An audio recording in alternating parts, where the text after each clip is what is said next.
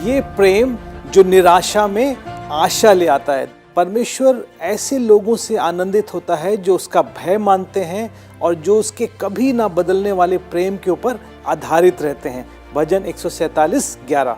मैं आपके साथ एक कहानी बांटना चाहता हूँ। 21 साल की उम्र में तो आपको लगता होगा कि ये ऐसी उम्र है जहाँ पर हमारा जीवन शुरू हो रहा है, लेकिन बेसियाना एक लड़की थी जिसके लिए 21 साल की उम्र में उसको ऐसा लग रहा था कि उसका जीवन खत्म होने वाला है। ये बेसियाना 2 बच्चों की, जवान बच्चों की माँ बन गई, लेकिन इससे ज़्यादा वो विधवा भी बन गई। दुनिया के कई भागों में जब आपका पति मर जाता है तो हो सकता है वहाँ पर दोबारा शादी भी हो जाती है, लेकिन जहाँ बेसियाना रहती थी वहाँ पर विधवाएं जो हैं दोबारा शादी नहीं करती हैं, चाहे उनकी कितनी भी उम्र क्यों ना हो। उनको समझा जाता है कि ये तो अब इस्तेमाल हो चुकी हैं, इनका कोई ताकत नहीं है, इनकी कोई इज्जत नहीं है, इनकी कोई आशा भी नहीं है, और यहाँ तक कि उनके खुद के परिवार भी उनको वापस नहीं लेते हैं। तो अब इस बेसियाना का भविष्य क्या है? ये अपने इस पति के घर में रहेगी, उनकी सेवा करेगी, अपनी सास की सेवा करेगी उसके पूरे जीवन भर, और हो सकता है अगर कभी उसको बाहर की दुनिया से मिलना है तो जब कोई उसका पुरुष परिवार का उसको बाहर लेके जाएगा तो हफ्ते में एक बार अगर बहुत हुआ तो वो बाहर जा सकती है। ऐसी परिस्थिति में पड़ने के बाद बेसियाना कहने लगी कि मुझे तो ऐसा लग रहा था कि मेरे बचने का एक ही रास्ता है कि मैं अपने जीवन को ख़त्म कर दूं। हो सकता है आप भी ऐसे कठिन परिस्थिति में जा रहे हो जहां आपको लगता हो कि अब इसके आगे कुछ भी नहीं हो सकता। तो बेसियाना के जीवन में क्या हुआ कि उसने गुप्त में एक क्रिश्चियन रेडियो स्टेशन को सुनना शुरू कर दिया। वहाँ पर जो शब्द आ रहे थे, जो गाने बज रहे थे, वहाँ पर उसकी मुलाकात प्रभु यीशु मसीह से हो गई।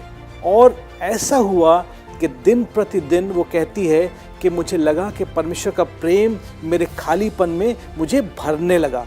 और फिर एक बड़ी अचंभे वाली बात ये होती है कि वो कहती है कि मुझे फिर ये भी लगा कि परमेश्वर मेरे अंदर दूसरी जवान विधवाओं के लिए प्रेम भरने लगा और वो उनके बीच में जाके सेवा भी करने लगी। तो वो कहती है जब मैं उनके बीच में जाती थी तो मैं उनको बोलती थी कि तुम्हारे जीवन का एक उद्देश्य है, तुम्हारे जीवन की एक आशा है जो कोई तुमसे नहीं ले सकता है। अब हो सकता है आप सोच रहे होंगे कि ये जो 21 साल की विधवा है इसके जीवन में कोई खुशी का समाचार क्या हो सकता है, बट मुझे जवाब मालूम है। वो खुशी का समाचार है प्रभु यीशु मसीह। हो सकता है अपने जीवन में आप एक बहुत ही निराशा की, हताशा की परिस्थिति से गुजर रहे हो, लेकिन आप चाहे कहीं भी क्यों ना हो, प्रभु यीशु मसीह आपके लिए खुशी का समाचार है। आपने बेसियाना की कहानी तो सुन ली, लेकिन हो सकता है आपकी कहानी भी उससे अलग ना हो सकता है आप आज एक ऐसी परिस्थिति में गुजर रहे हैं जो बहुत निराशा की है, हताशा की है, और आपको लग रहा है मेरा भी कुछ नहीं हो सकता। हो सकता है मेरे जीवन का अंत कर लेना ही मेरा एक उपाय है, लेकिन आज परमेश्वर आपसे बात कर रहा है। वो कह रहा है आप कहीं भी क्यों ना हो, प्रभु यीशु मसीह आपके खुशी का समाचार है।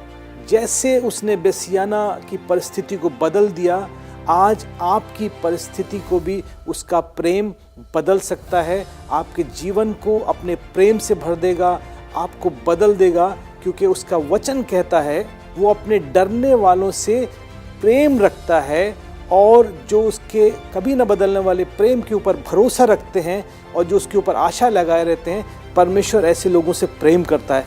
आज आपके जीवन में वो कुछ नया काम करना चाहता है, आप उसके पास आएंगे, वो आपके जीवन को बदल देगा, आपकी परिस्थिति को बदल देगा। प्रभु यीशु मसीह आपका खुशी का समाचार है। परमेश्वर आपको आशीष दे।